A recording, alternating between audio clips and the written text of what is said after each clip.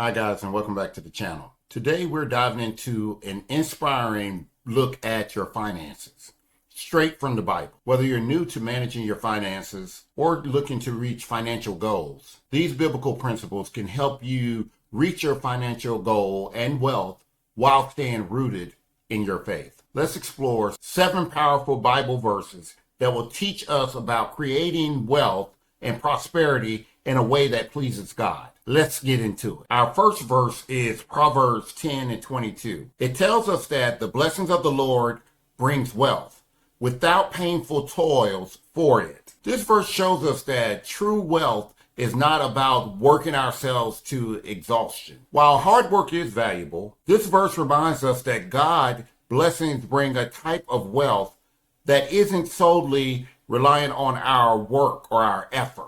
In personal finance, this translates to seeking God's wisdom in our pursuits, aligning our goals with His purpose, and trusting that He will bless our efforts when they honor Him. When we seek His blessings first, we avoid the burnout that comes from trying to do it all ourselves. This is huge in terms of where we are in this world. It seems like we believe that if we keep doing more, we'll have more. And truly the word of God says otherwise. Our second verse is Deuteronomy 8 and 18, which tells us to remember the Lord your God, for it is He who gives you the ability to produce wealth. We don't do it ourselves. God does it. He provides us the ability to produce that wealth. This verse emphasizes that God is the true source of talents, skills, and opportunities. To apply this, think about your unique abilities and resources. Maybe you're good at managing budgets, have a skill that can generate a lot of income, or have a job that pays well. Recognizing God as a source allows us to use our skills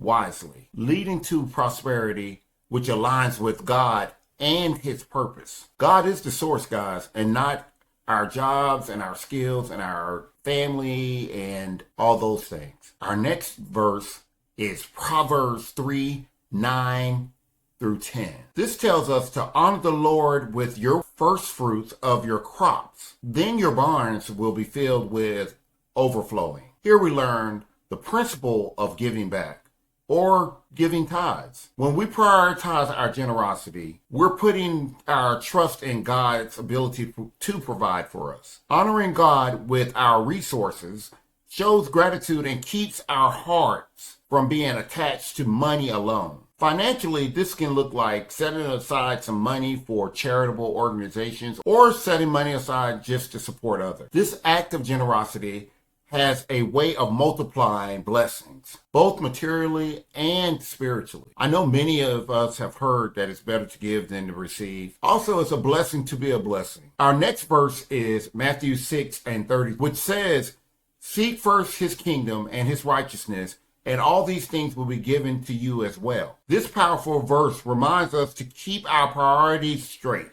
In finances, seeking God's wisdom and kingdom first means making decisions that align with our values rather than just pursuing wealth. This might mean passing up quick money opportunities if it conflicts with our beliefs, or choosing investments that align with our ethical values. So when our first focus is on spiritual growth and honoring God, financial abundance often follows in a way that's fulfilling and long-lasting. So it's so important that we are aligned with God's will for us and for our lives. And if we are aligned, we will see wealth upon wealth. It happens. That is only if we are obedient. It's very important that we build wealth honestly and slowly. Our next verse is Proverbs 13 and 11, which tells us dishonest money dwindles away, but whomever gathers money little by little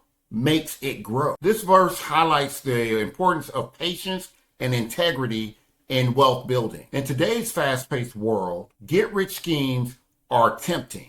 They're very tempting, but this verse warns us against it. Steady, honest efforts are the key to building lasting wealth. Practically, this can mean setting up an automatic savings account, or making wise investments, or staying consistent with budgeting or spending money plan. This verse is a reminder that wealth that is gained patiently is wealth that endures. I'd rather have wealth and be able to sustain it and keep it. Hence the reason why I find Proverbs 13 and 11 very, very important. It's so important, guys, that we trust in God's provision. Our next verse is Philippians 4 and 19, which says, "My God will meet all your needs according to the riches of his glory in Christ Jesus." This verse assures us that God is our provider and he will meet our needs when times are tough. Applying this financially means not letting fear control your decisions. Yes, we still budget and save, but we don't cling to money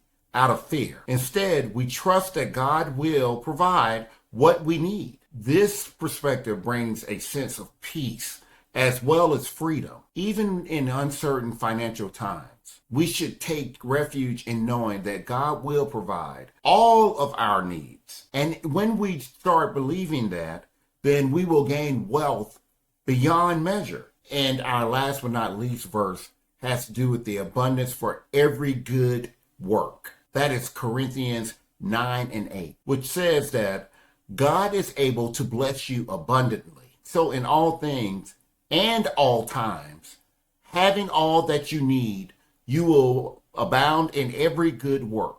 This verse teaches us that God will bless us so that we can be a blessing to other people. When we are financially secure, we are in a better place to help those that are in need, support causes that we believe in, and create positive change. In practice, this could mean setting up financial goals that go beyond our needs, like planning for a charitable contribution or supporting family or friends. Wealth becomes a tool for good and not just a source for personal gain. Guys, it's so important that we understand that we don't become wealthy so that we can hoard our wealth. We become wealthy to be able to sustain our lifestyles, but also bless other people. So there you have it.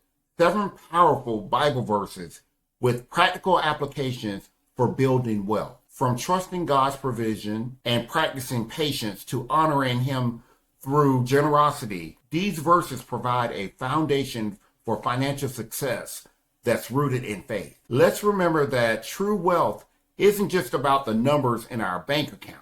It's about living a life of integrity, of gratitude, and of purpose. Thank you for watching.